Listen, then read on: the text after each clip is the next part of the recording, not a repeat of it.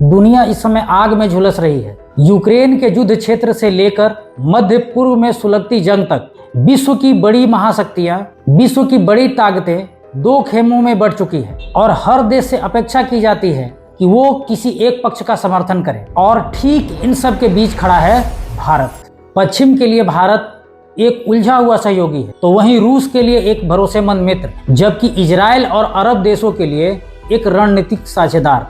एक ही समय में ये सब कैसे हो सकता है? कुछ लोग इसे भ्रम कहते हैं और कुछ लोग कायरता।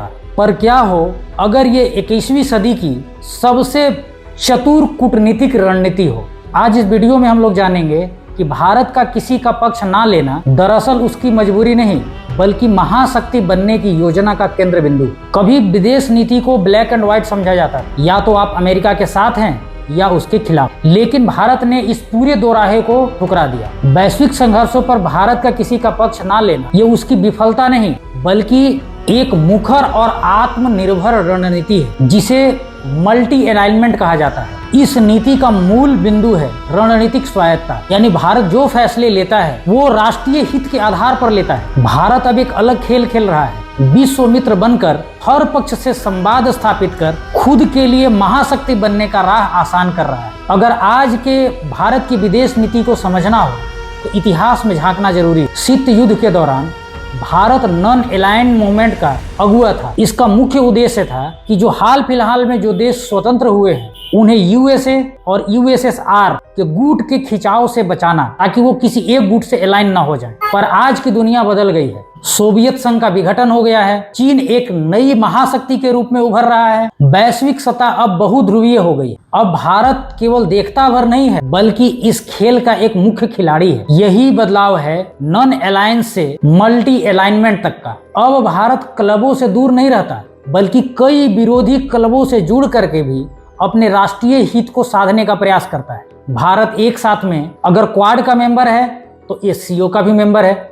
दो विरोधी क्लबों को एक साथ साधने का प्रयास करना, ताकि उसके राष्ट्रीय हित हमेशा सुरक्षित रहे। अब सवाल उठता है कि ये रणनीति जमीन पर कैसी दिखती है? व्यवहारिक रूप में एक रणनीति का इम्प्लीकेशन क्या है? इसके लिए तीन बड़े वैश्विक संघर्षों पर भारत की प्रतिक्रिया को देखते हैं।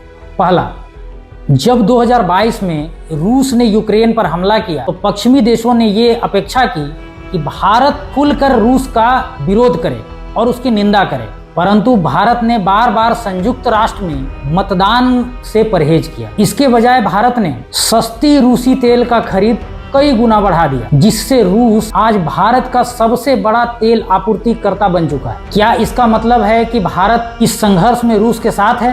नहीं। भारत ने यूक्रेन को मानवीय सहायता भी भेजी। प्रधानमंत्री मोदी ने सार्वजनिक रूप से व्लादिमीर पुतिन से कहा कि आज का दौर युद्ध का दौर नहीं है। भारत युद्ध का पक्ष नहीं ले रहा, भारत समाधान और संवाद की जमीन तैयार कर रहा है। यह है संतुलन की कूटनीति। अपने राष्ट्रीय ऊर्जा जरूरतों को पूरा करते हुए वैश्विक नैतिक भूमिका को भी निभाना। जब राष्ट्रपति डोनाल्ड ट्रंप ने नरेंद्र मोदी से पूछा कि रूस यूक्रेन युद्ध में आप तटस्थ कैसे हैं, तो प्रधानमंत्री मोदी ने स्पष्ट किया कि भारत तटस्थ नहीं है, भारत का एक पक्ष है। भारत का पक्ष है शांति का पक्ष। अब दूसरा एग्जाम्पल ले लेते हैं। इजराइल ईरान युद्ध के दौरान भारत के लिए संतुलन बनाना ज्यादा कठिन था, क्योंकि एक तरफ इजराइल भारत का रणनीतिक साझेदार है, वहीं ईरान एक पारस्परिक सहयोगी देश है, और दोनों देश में भारत को किसी एक पक्ष का चुनाव करना, दूसरे पक्ष से रिश्ते बिगाड़ना, इस स्थिति में भारत के लिए किसी एक का पक्ष ले लेना संभव नहीं था। भारत के इजराइल के साथ गहरे रक्षा तकनीकी सहयोग, कृषि क्षेत्र में सहयोग, साइबर क्षेत्र में सहयोग, इसी प्रकार ईरान भारत के रणनीति के लिए स्ट्रेटेजिकली काफी इम्पोर्टेंट है। भारत ईरान में चाहबार बंदरगाह विकसित कर रहा है, लेकिन जब इन दोनों देशों के मध्य टकराव हुआ तो भारत ने ना किसी की आलोचना की और ना ही किसी का पक्ष लिया। भारत के दोनों ही देशों से स्वतंत्र राजनीतिक संबंध, भारत दोनों देशों से स्वतंत्र रूप से अपनी बातचीत जारी रखता है, ताकि उसके राष्ट्रीय हित इस सतह संतुलन के दौर में हमेशा बने रहें। अब हम लोग एक तीसरा एग्जाम्पल ले लेते हैं। अमेरिका और चीन के बीच में प्रतिस्पर्धा। अमेरिका और चीन के बीच में चाहे तकनीकी की लड़ाई हो या ट्रेड वार हो, हर एक स्थिति में भारत के लिए अपने आप को संतुलित रखना बेहद जरूरी है। भारत का सबसे बड़ा इम्तिहान है अमेरिका और चीन के बीच में अपनी स्थिति को बनाए रखना। भारत एक तरफ इंडो पैसिफिक में चीन के प्रभाव को कम करने के लिए ऑस्ट्रेलिया, जापान, यूएसए के साथ क्वाड संगठन का सदस्य है, वहीं दूसरी ओर भारत ब्रिक्स का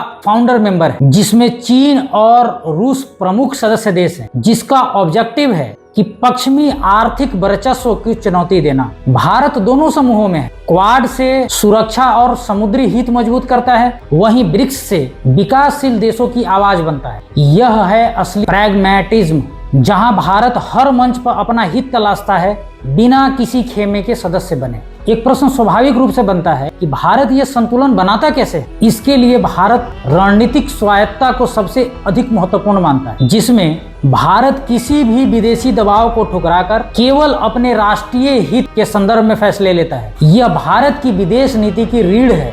इसी तरह भारत इशू बेस्ड कोएलिशन बनाता है, यानी जरूरत के हिसाब से गठबंधन में जुड़ता है। भारत किसी भी सैन्य गठबंधन या अन्य किसी भी चीजों से दूर रहता है। ये जरूरत के हिसाब से जो उस समय की आवश्यकता हो वैसे गठबंधन का हिस्सा बनता है और अपने राष्ट्रीय हित को साधने का प्रयास करता है। जैसे सुरक्षा के लिए क्वाड, इंफ्रास्ट्रक्चर के लिए जापान, पर्यावरण संरक्षण के लिए ईयू और रक्षा के लिए रूस के साथ इशू बेस्ड कोएलिशन है। भारत इस संतुलन को बनाने के लिए अपने आर्थिक शक्ति का प्रयोग करता है। आज भारत दुनिया की सबसे तेजी से बढ़ती अर्थव्यवस्थाओं में से एक है। आज दुनिया को भारत की जरूरत है, चाहे बाजार के लिए हो या निवेश के लिए। यह आर्थिक ताकत भारत को कूटनीतिक ताकत भी देता है। आज भारत ग्लोबल साउथ का आवाज बन रहा है। आज विकासशील देशों के लिए चाहे वैक्सीन न्याय हो या कर्ज राहत, भारत इसकी आवाज बन रहा है, जो वैश्विक स्तर पे भारत के नैतिक नेतृत्व की शक्ति को दर्शाता है, जो किसी भी एक पक्ष के चुनाव से कहीं ऊपर है। तो क्या भारत की नीति एक भ्रम की स्थिति है? नहीं, यह बहुत ही स्पष्ट रणनीति है। भारत किसी का पक्ष नहीं ले रहा, क्योंकि भारत खुद का नेतृत्व चाहता है। भारत जानता है कि उसकी शक्ति वाशिंगटन, बीजिंग और मॉस्को से होकर नहीं जाती है, वह नई दिल्ली से होकर के जाती है। और इस अनिश्चित बहुध्रुवीय दुनिया में रणनीतिक स्वायत्तता ही भारत की सबसे बड़ी शक्ति है। आप इस रणनीति को कैसे देखते हैं? क्या ये भारत का मास्टर स्ट्रोक है या जोखिम भरा चाल? अपने विचार कमेंट में बताइए, और अगर ये वीडियो पसंद आया हो तो वीडियो को लाइक कीजिए और चैनल को सब्सक्राइब कीजिए।